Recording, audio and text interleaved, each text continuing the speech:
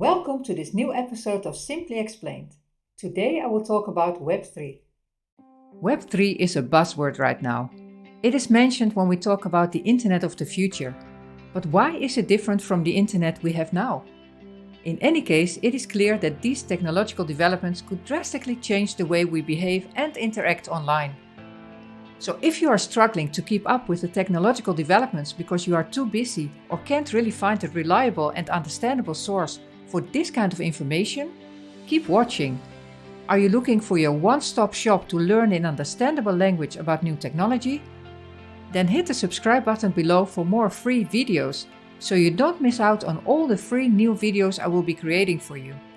Now let's talk about Web3. The Internet of the future suggests that there is also an Internet of the present or the past. And indeed, the Internet is changing tremendously. The Internet as we use it today is far from being the same as that of the 1990s. And this is not only due to the enormous amount of information that is added daily. By the end of 2021, for example, there were already 1.9 billion websites. It's nice to know, the very first website was info.cern.ch on August the 6th of 1991. Tim Berners-Lee posted this page. By 1994, there were about 3,000 websites. And when Google came into the world in the late 1990s, there were about 2 million websites. So that's Web 1, primarily meant for looking up information, as you still see a lot on government sites today, for example. This was what the Internet looked like for the first 10 years, based on open protocols which did not belong to one party, but which anyone could use. Web 2 then provided the next layer on the Internet. Real interaction then starts to become possible. Here you can see that social media gained tremendous momentum. Anyone can create and post content. You can already see that large tech companies start offering these services and platforms, and thus gaining influence and domination here. After all, they have an awful lot of data about us and use it for all kinds of commercial purposes, which does not always benefit us as users of the Internet.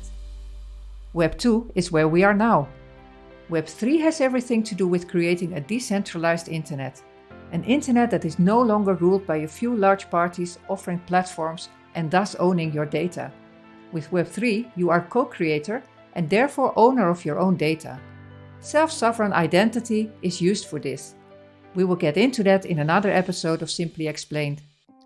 Web 3 is blockchain-based, and thus Web 3 offers even more possibilities, such as non-fungible tokens, also known as NFTs. These are digital ownership certificates that record ownership in a blockchain. This can be proof of ownership of anything you can capture in digital form. Decentralized Finance, which are financial decentralized services where peer-to-peer transactions are possible without central institutions. And decentralized autonomous organizations, also known as DAOs. Here, organizational processes and control can be handled by computer code. Agreements or governance on these are made in advance by the parties involved. Then all decisions are handled according to this system.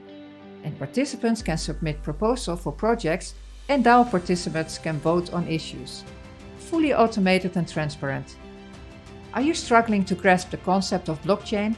Then check out my Simply Explained Blockchain for the short explanation, or follow my blockchain e-learning for a deeper understanding. Links for these can be found in the description below the video. In my next Simply Explained episode, I will tell you about the metaverse. Do you want to stay up to date with new developments in this area? Subscribe to my YouTube channel. Also check out my website, academy.jolandatermaten.com. And do you have any questions or comments? Please feel free to contact me. Thank you for listening to this episode of Simply Explained. See you next time.